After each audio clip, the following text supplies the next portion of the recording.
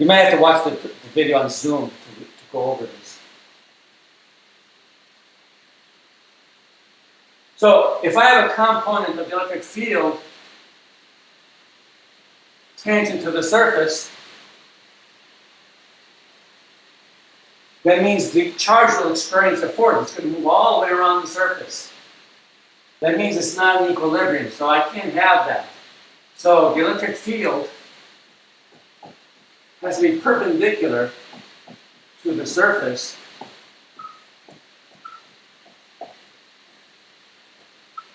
of a charged conductor.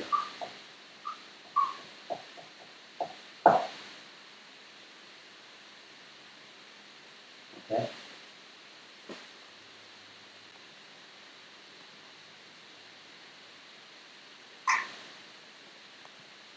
Now, I can also determine the size of the field locally. I'm going to use Gauss's law. I'm going to use my pillbox, which is just a cylinder, and I'm focusing on the faces of the cylinder. The electric field inside here is 0. So when I calculate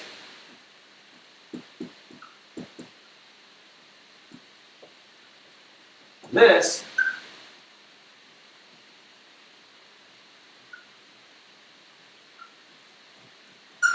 I apply this over this surface. I have two surfaces here. Here's the electric field outside, the normal to the surface here. I have nothing inside here because the field is 0. Then when I apply this, I'm just going to get E times A is equal to Q enclosed, which is going to be sigma local. And this is the local field, so I should write E local. Over epsilon naught, there's an A there. The A's cancel. And so E local, sigma local, over epsilon naught.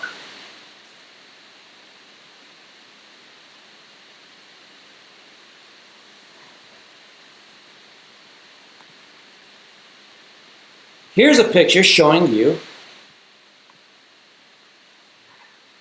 the electric field lines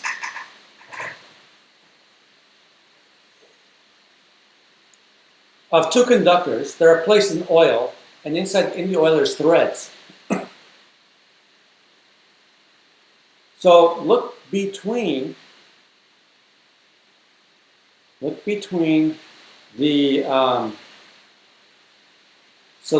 circular conductor and the plate. Look at the field lines. Look at the field lines right near the surface. If you look at the field lines right near the surface, the field lines are perpendicular to the surface. Real close to the surface. You can see that they're perpendicular. Okay? How many field lines do you see inside the circular conductor?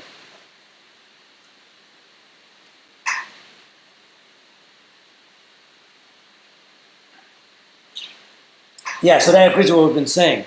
So there's no field line inside. Okay, and there's no field lines in the conductor themselves. Okay, so that kind of illustrates what we've been talking about. Now, one last thing, and this is more I'm doing hand waving because I really can't do this rigorously. But if you have sharp surfaces, charge will accumulate near the sharp surfaces because they actually have a hard time moving around. Even though there's a repulsive forces that cause them to move away from each other, the charges on the left have more freedom to move than the charges on the right. And so what happens, charge accumulates on the right-hand side. So anytime you have a sharp surface, the field lines will be denser near the sharp surfaces because you have a higher charge density. So let me show you a picture of that. So you have the plate again, and then this conductor with one sharp edge. Look at the sharp edge. Look at how the field lines are bunched together on the sharp edge, as opposed to the smoother side.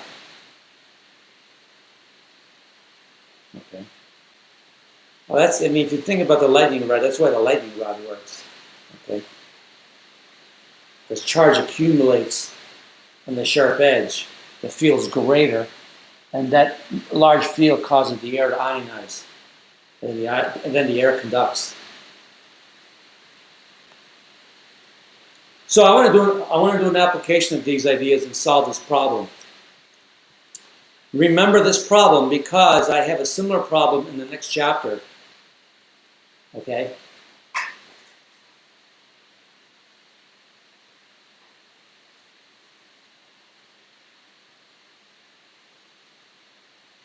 So let me draw a picture of this system.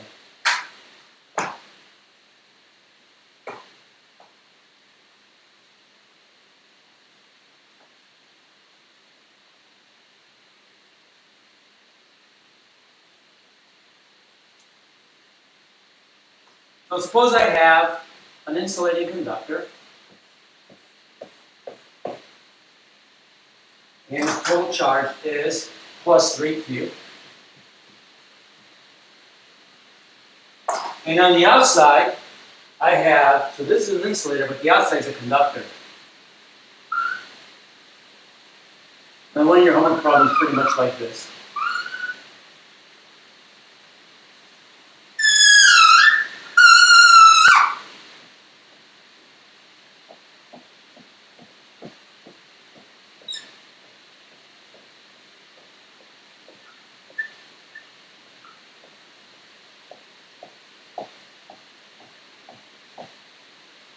Okay, so this is a conductor.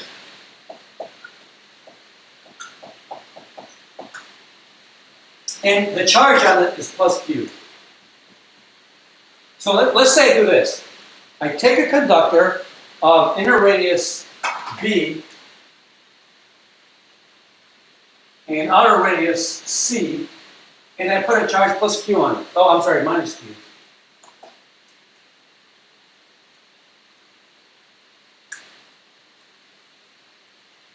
Yeah, sorry, Jacob. I should be able to read my notes. Okay, so minus Q.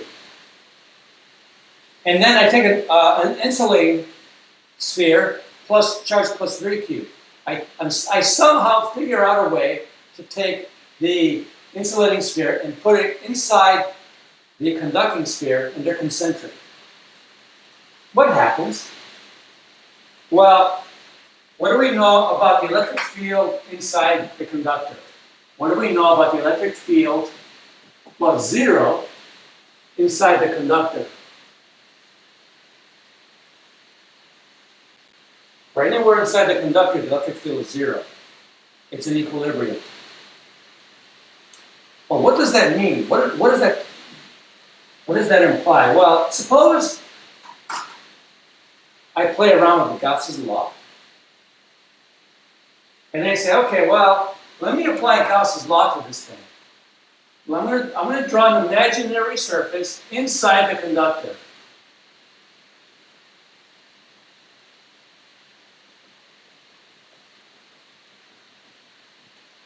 Okay, I draw, and it'll be of radius r. And now I want to evaluate this integral.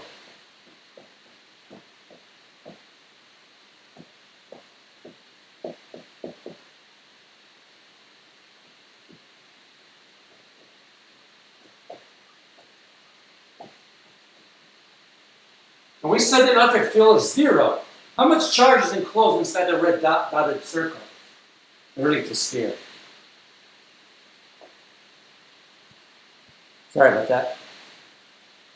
How much charge is inside?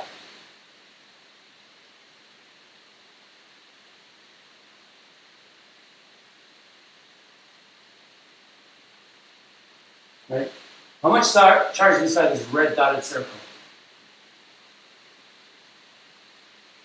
It's supposed to be 0, right, Michaela?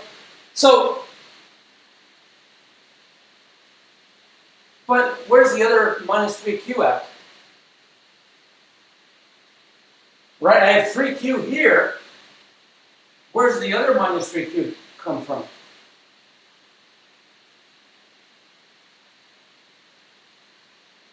Also, if we're integrating from 0 to r, and R is in the middle of the conductor, what about like that partial of Q? You mean of the negative Q. Yeah. Oh, okay. Yeah, well, how do I deal with that? But first of all, let me just say this. The electric field is 0, right?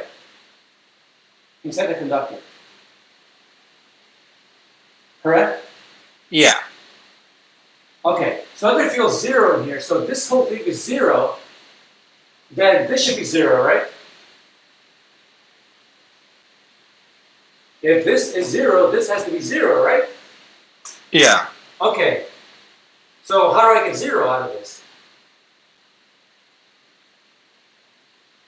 I mean, just look at the picture. I have plus 3Q here. Where's the minus 3Q at?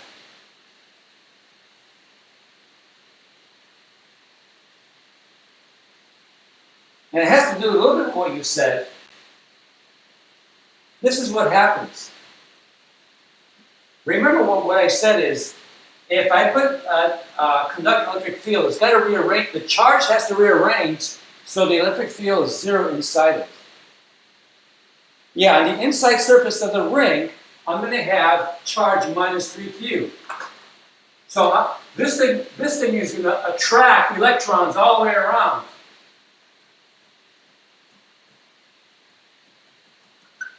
So that the total charge on the inner surface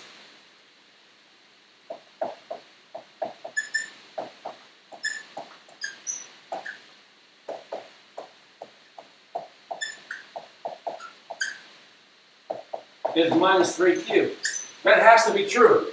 So you take minus 3Q plus 3Q, that gives you 0.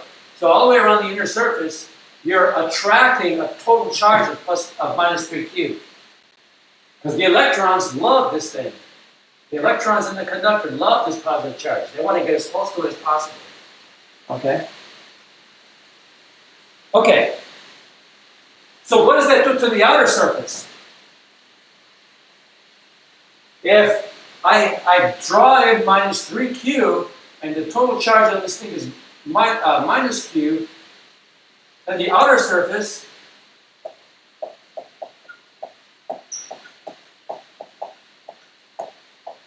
has charge plus 2Q. And if you notice, the plus 2Q is the net charge of the system, because if you take 3 plus negative 1 is what? 2. 2. So this is the net charge, and it's the charge on the outer surface. This is the charge on the inner surface. So now I can actually do some of my calculations. I know everything about the charges. I can do everything now.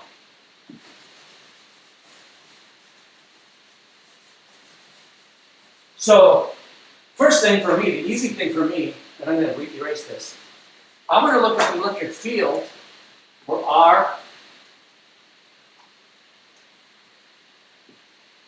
greater than or equal to C. So I'm going to pick a point out here, and I'm going to draw an imaginary Gaussian surface. It's a giant one.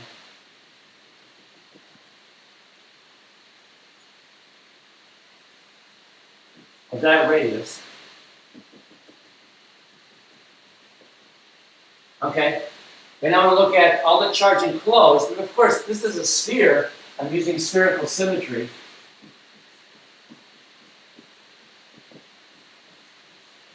Oops. I'm ahead of myself.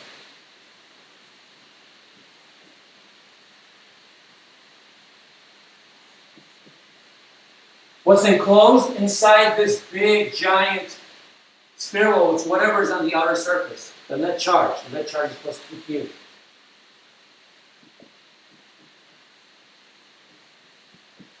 So if I solve this for E,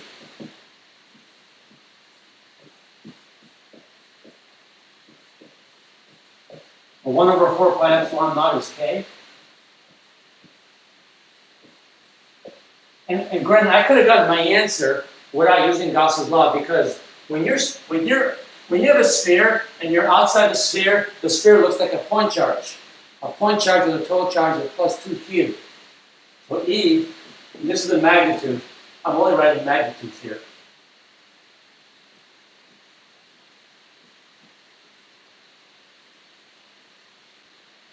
Okay. Now, what about between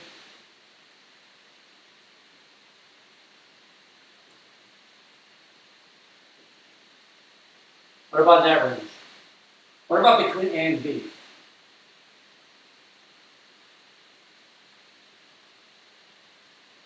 It would just be 0. In here?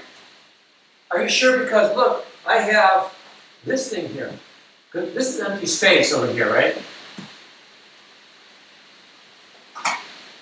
Yeah, but if we're going to the outer part or the inner part of the ring, we said that the inner part of the ring had a charge of negative 3Q. Yeah, but if I'm inside here and I draw my Gaussian surface,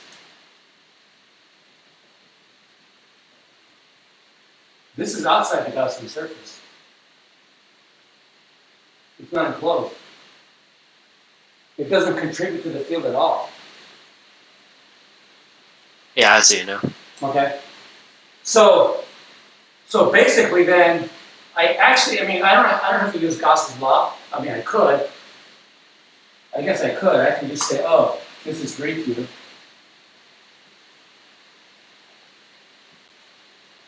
And so then I'm going to get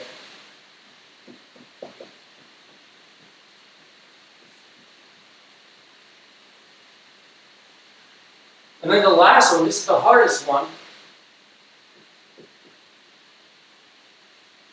Because, and again, I can use the same equation, but what's Q enclosed?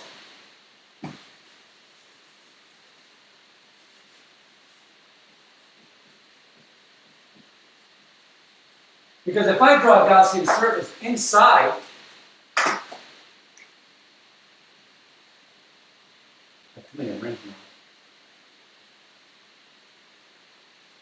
if I draw this thing of radius r, how much charge is inside that? Well, I need to figure out this integral.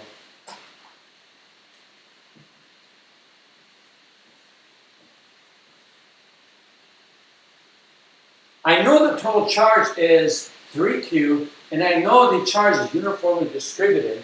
So that means I know that rho is the total charge over the volume of this little thing.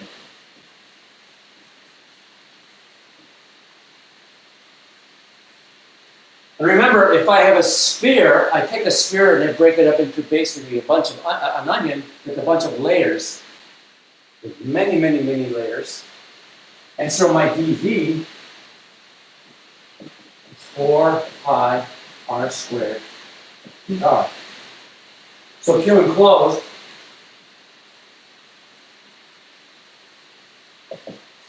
is the integral of this density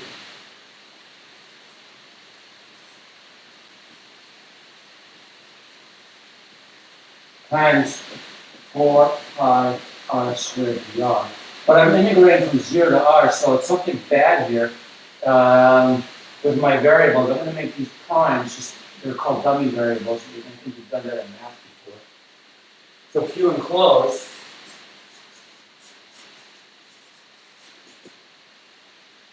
is going to be the integral from 0 to r. In fact, let me factor things out. Actually, this is an easy integral because this is just going to give me 4 pi r cubed.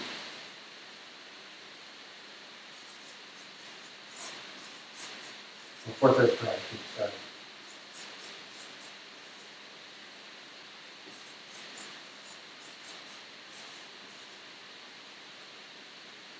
Okay.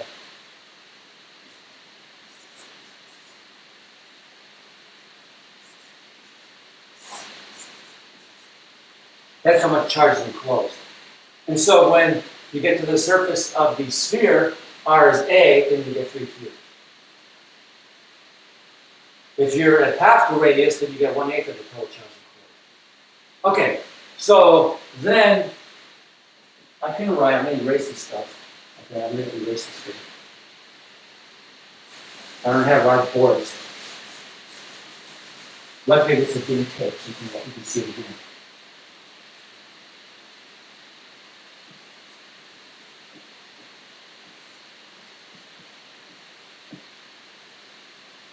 And so I divide both sides by 4 pi r squared. And the E is 3q r cubed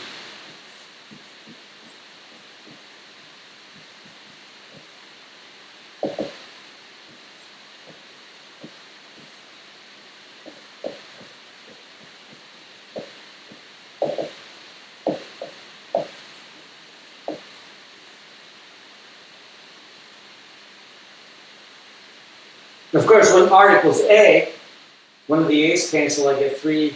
On the surface, I'm going to get 3kq over a squared, which makes sense.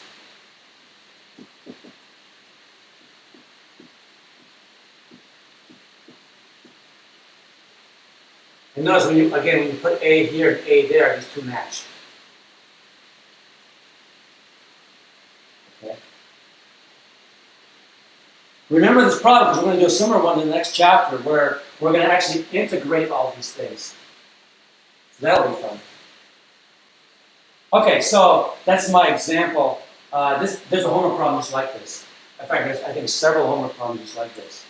So on Canvas, I put videos from these lectures from MIT, Walter Lewin.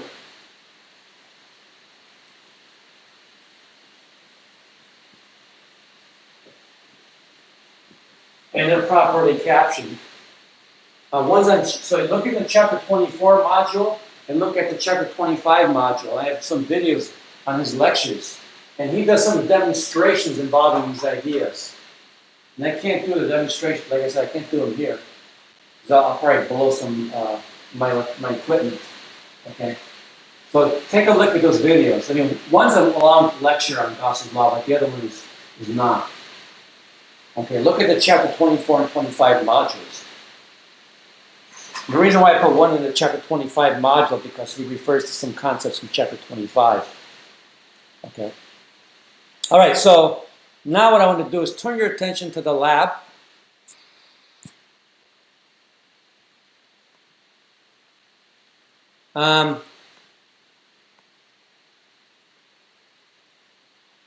What I have set up on the monitor is, and it's hard to see right now, but I have the board you'll be using and the multimeter you're going to be using. So I got to talk about how to make the measurements for the experiment you're doing. And like I said, I added 2 days to the deadline because you're going to be working on getting ready for the exam. I basically have one more chapter to cover. I can cover a lot of it today in lecture. So we should be okay time-wise.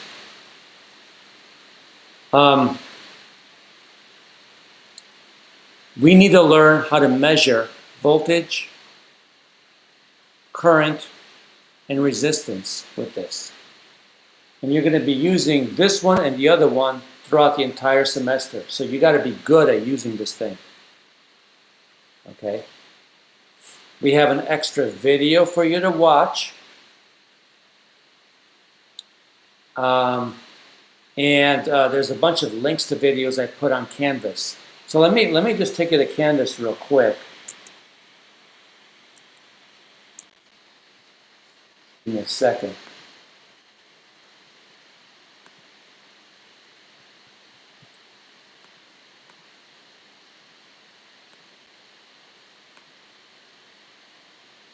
Hopefully this changing screen stuff is not making me busy.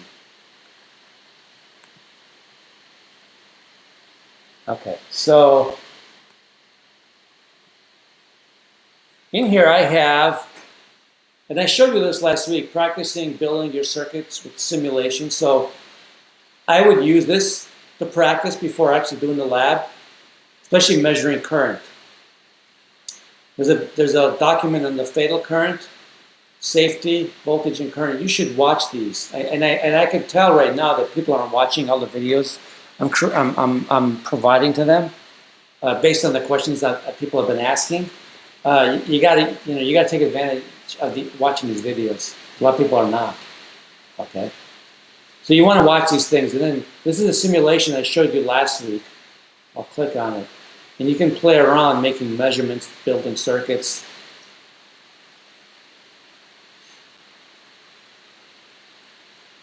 This way it'll allow you to be more successful so like I said, it's very easy to work with this. All I get is just take a battery and a light bulb and just make connections. And it'll tell you the light bulb is lit if you do it correctly. See, the light goes on. And then we can measure voltage. I'll talk about measuring voltage in a little bit. But you can do all kinds of stuff. I can do...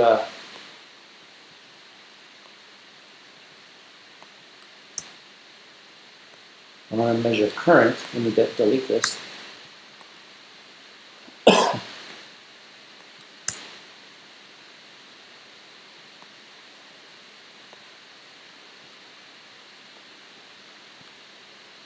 I guess I'll keep it out of the way. I want to use this thing. I can measure current.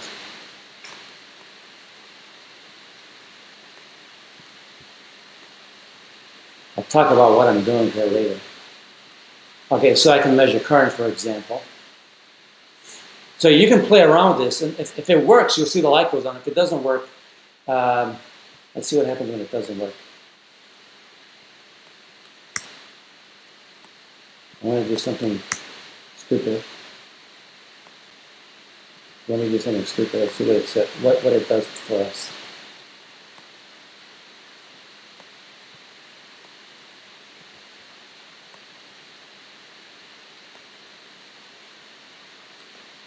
But I did something stupid there. I just blew a fuse. Okay. Anyway, nothing works. Notice the light bulb isn't on. So let me talk about. Notice the battery's on fire. Okay. So I want to talk about how to make measurements with the multimeter. Okay. And the document for the lab is right here.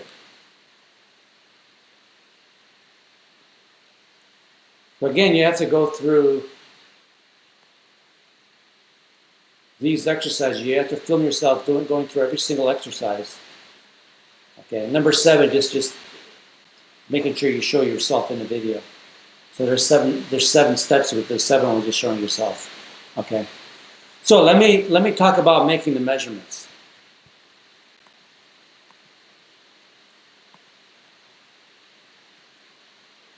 So measuring voltage and measuring current, measuring voltage and measuring resistance with this is actually pretty easy. It's measuring current that's the problem. It's measuring current when you blow fuses. We have, I think Tyler said he put extra spare fuses in there, but if you need extra fuses, we're going to have to meet in the parking lot on campus, and I would have to give you some fuses. Okay. Or the other ways, we can find them. We can find a local store that has them. They're like $1 or something.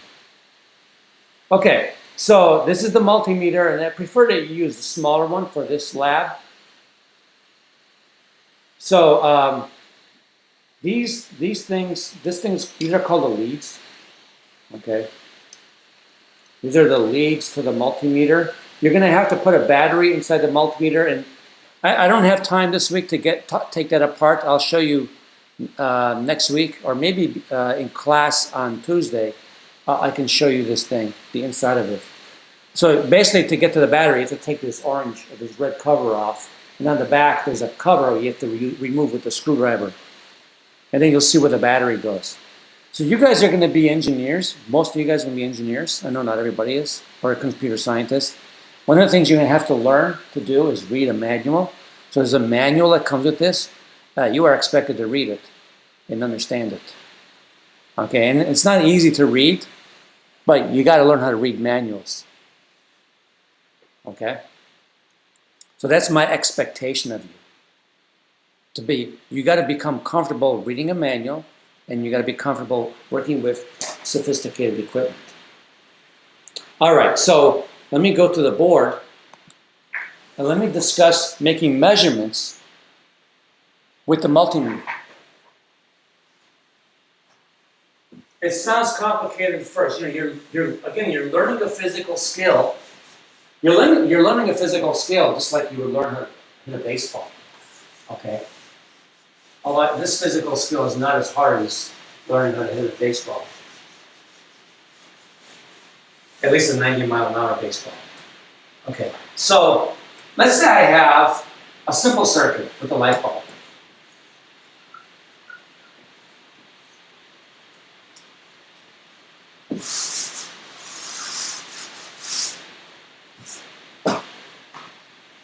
And I want to measure the voltage across the light bulb.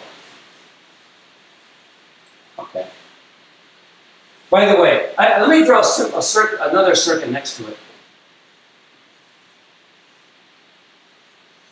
I'm going to have two bulbs next to each other. How are these bulbs connected? Do you remember the term I used for those bulbs, how they're connected? Parallel. Parallel. So these bulbs are in parallel. Now what's special about them?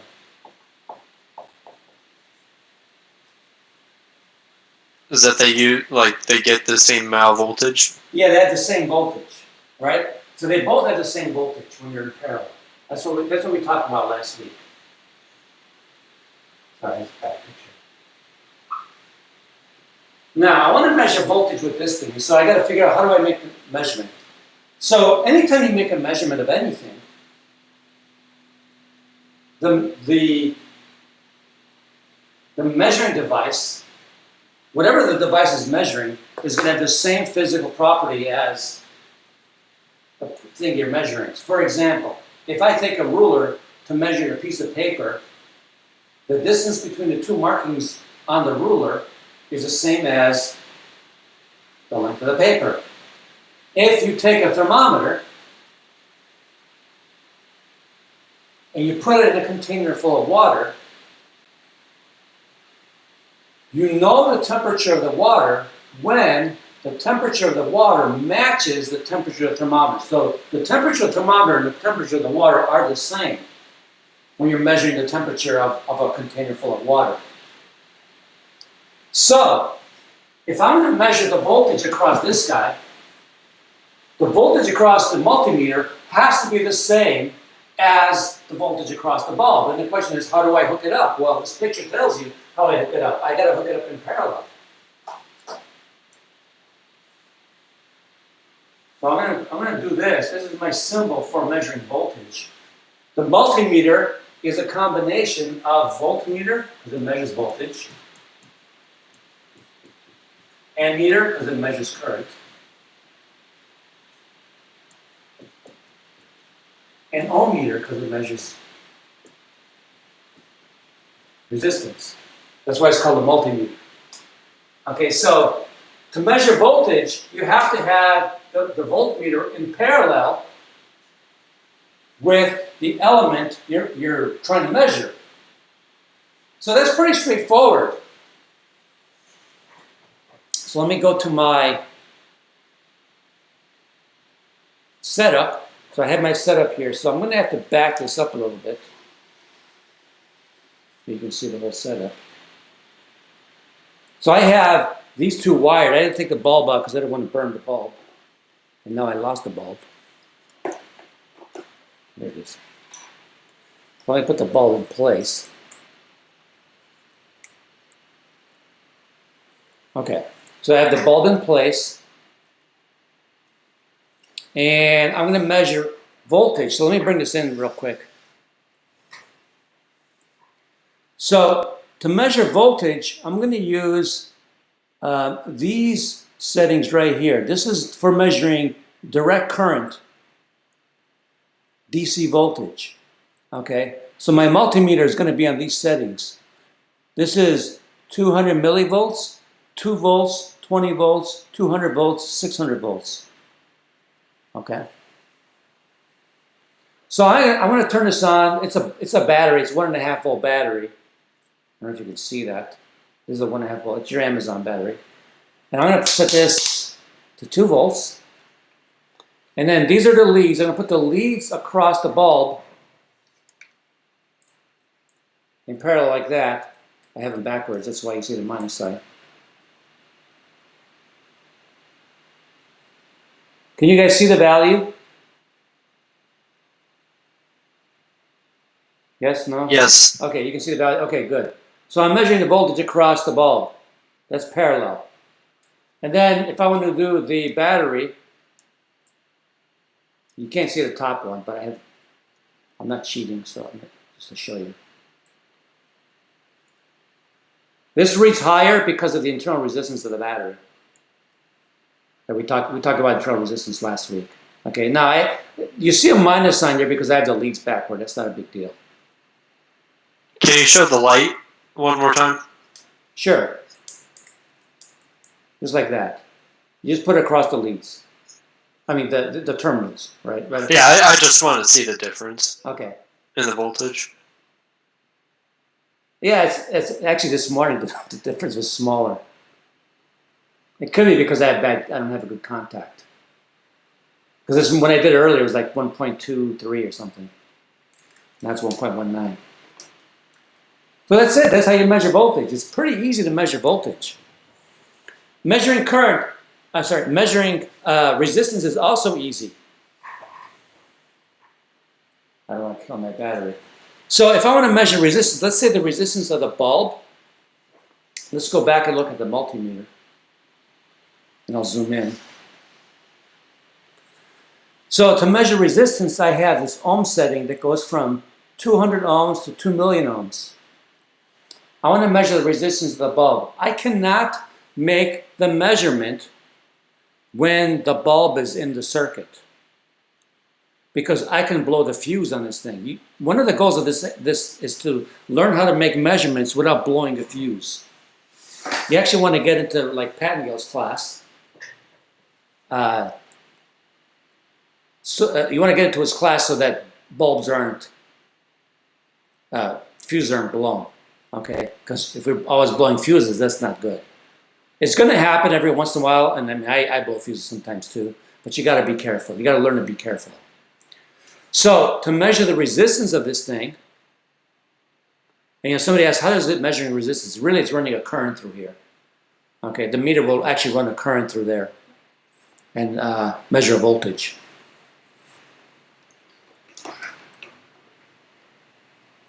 All we got to do, well, first of all, we got to put the setting.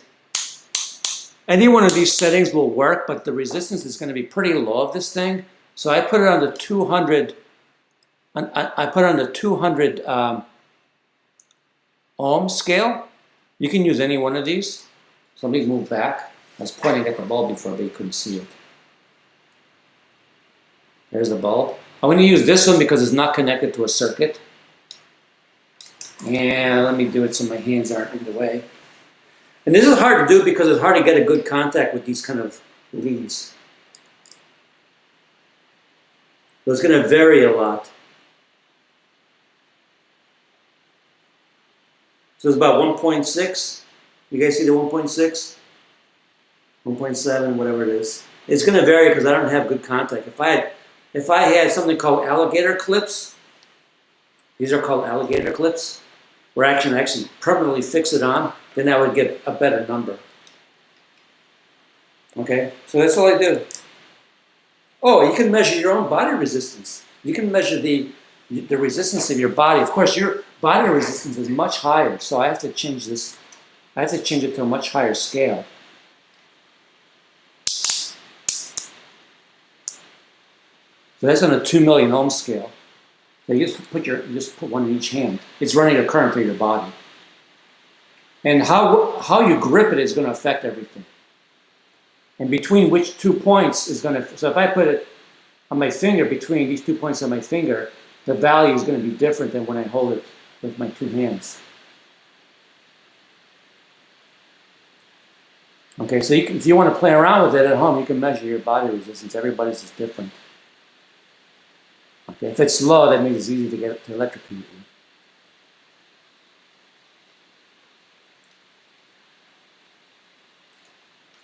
Is that okay for current and voltage? Is the picture still fuzzy? Jacob? Okay. So is that okay for the voltage and current? Because those two are the easier ones. Okay. Yeah. It is very difficult to blow the fuse measuring voltage, but I've seen students successfully do it, but not for this lab. There's a lab that we used to do in Physics 215 where they blew the fuse. We actually had a refrigerator lab. The students would blow the fuse in there.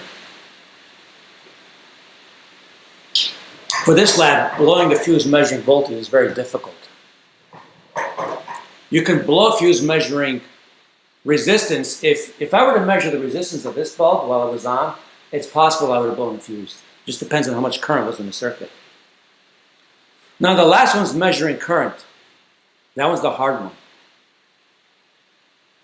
And it's possible that you might have to move around these leads. You have to look at what it says on here.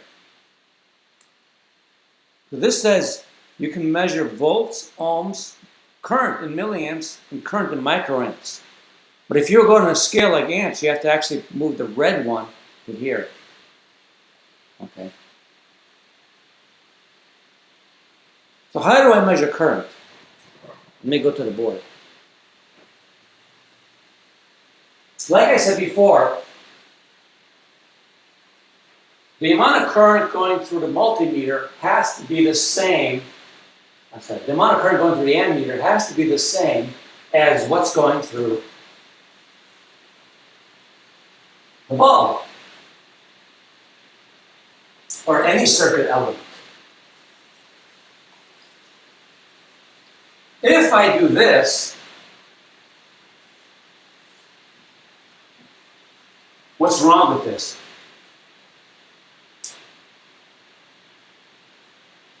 It's going to follow the path of least resistance. It's going to go through the multimeter. Yeah, in fact, it'll go for a meter. In fact, yeah, it does have a low resistance, and that's a good. So you're familiar with the fact that this has a low resistance. So all the current is going to go this way. The bulb won't even go on. I don't know if this is what happened in the simulation I showed you. Remember I said I was going to do something stupid? That was it. Okay, all the current, and then the battery. I don't know if you saw the battery in flames in the simulation. So you can't do this. Number one, you're going to redirect all the current. Number two, whatever this reads is not indicative of what's in here. And number three, you might start a fire. So you don't do that, okay? And you blow a fuse. Actually, the first thing will happen is the fuse will blow. You got to get another fuse. Okay. Luckily, these things are fused. Okay. So how do you connect it? You do it in series. So what you got to do, and this is hard because you have to break the circuit. When you're doing it in parallel, you don't have to do anything. You just put the leads across and you're done. But now you have to actually wire the meter into your circuit. So here's your bulb. You have to wire the meter into the circuit. So now whatever goes through here goes through here. It can't go anywhere else.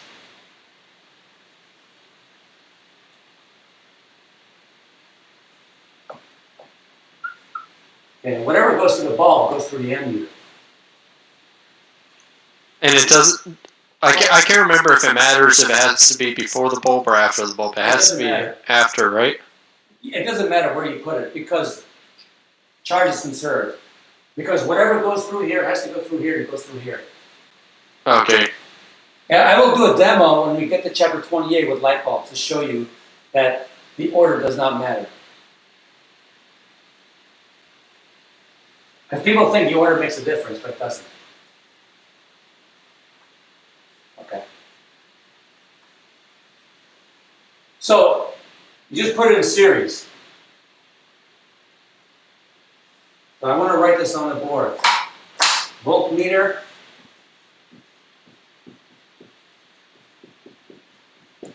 And the people I'm concerned about is people who are not watching this video right now.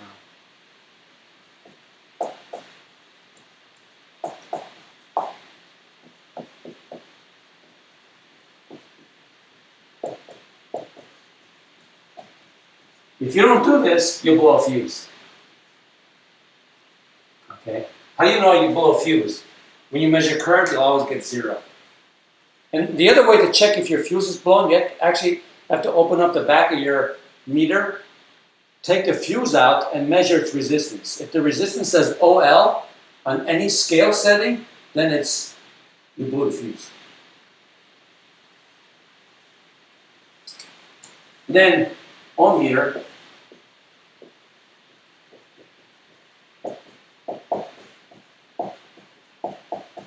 And you could also possibly hear the fuse pop.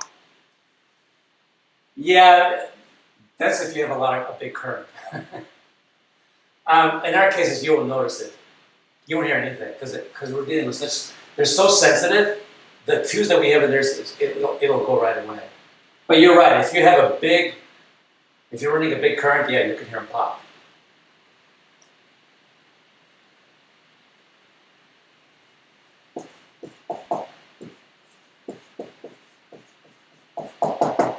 Okay? So, oops, almost had it. That's one thing. So there's three ways you can blow a fuse. There's 3 chances for you to blow a fuse when you're measuring current. That's number 1 is you got to put it in series. Number 2, you have to make sure that you are on the right current setting. So before I show you, and I'm not going to wire it because of time. If you see the video what I did on the simulation, you can tell what I did. But let's say this thing is 3 ohms, and let's say this is 3 volts. So before you actually do anything, you want to estimate how much current you will have going through this element. Okay. And I'm really overestimating this. This is probably going to be higher. When the bulb gets hot, this number goes way up. That's okay. It's better to overestimate than underestimate in this case, because if you underestimate, you blow a fuse. So current from Ohm's law is the potential difference over the resistance, which is 3 volts over 3 ohms. That's 1 amp. Okay, so let's go to my meter. When I look at my meter here, if I want to measure current, first thing I got to do is say, okay, I have 1 amp. Here are my scales. I have, let's see, 200 microamps. By the way, this only reads DC current. 2 milliamps, 20 milliamps. And these represent the maximum value. 200 milliamps and a maximum of 10 amps. So 1 amp tells me I have to be on the 10 amp scale. Well, if I'm on the 10 amp scale, then I got to connect my lead to this side. Then I can wire this, and I'm going to turn this off first. Then I'm going to wire this in the circuit. I can't do that right now because it's going to take me too long to do the wiring. So I have to wire this in the circuit in series, like you see on the board there. Okay.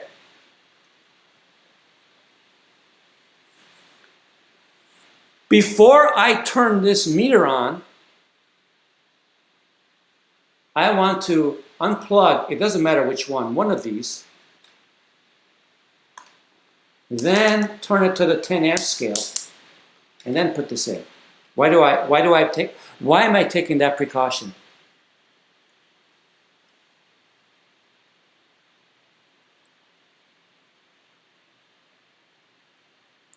Why am I being that cautious? Why am I unplugging it and then turning it on and then plugging it back in? Anybody want to guess? Well, look.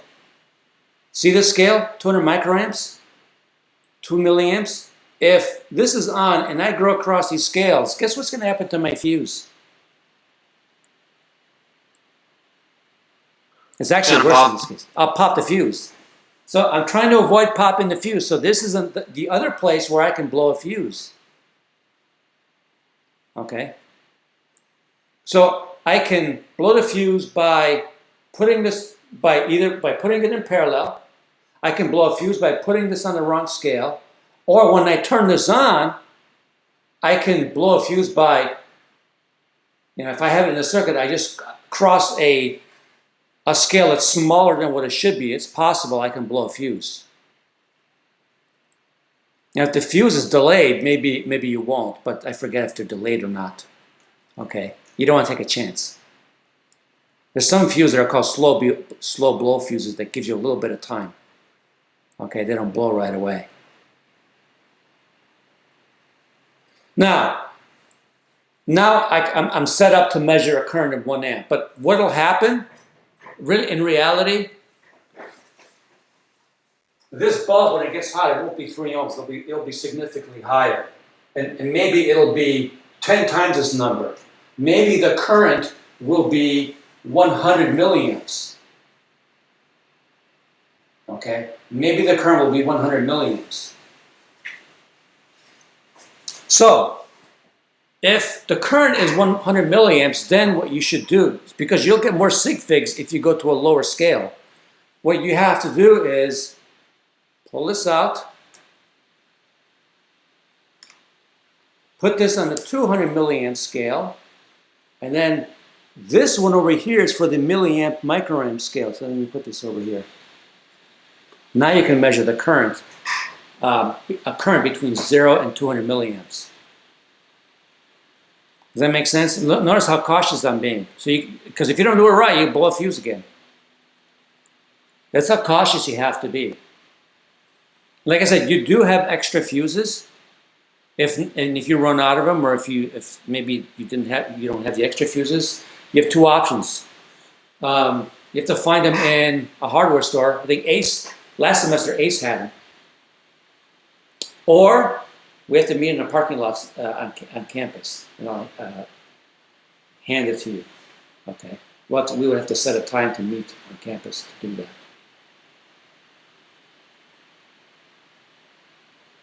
Now, normally these things have 2 fuses on them, one for the 0 to 200 milliamp scale. So the fuse on here is 200 milliamps, so that's actually kind of small. It's really a small fuse, okay? But on the 10 amp scale, usually there's one for the 10 amp scale. This one does not have one for the 10 amp scale, which bothers me. But we're not going to be going up to those higher currents, so that's okay. Because if you go above 10 amps with this thing, you'll probably melt it. You'll probably start a fire. So don't do anything crazy and put something above 10 amps through here, because at least it'll start on fire. Okay, because it's not fused. Questions, concerns?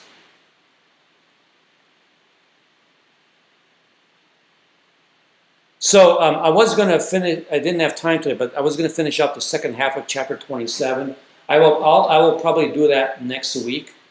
As we talk about the new lab, I'll talk about chapter 27. I want to finish off that chapter. Basically, I was giving more. I would give a more general description of what's going on, and talk about also electric power. Okay. Questions, concerns?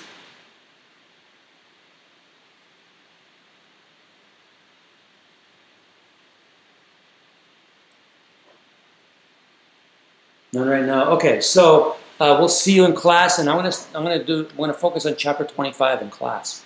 All right, so I'll see you folks later.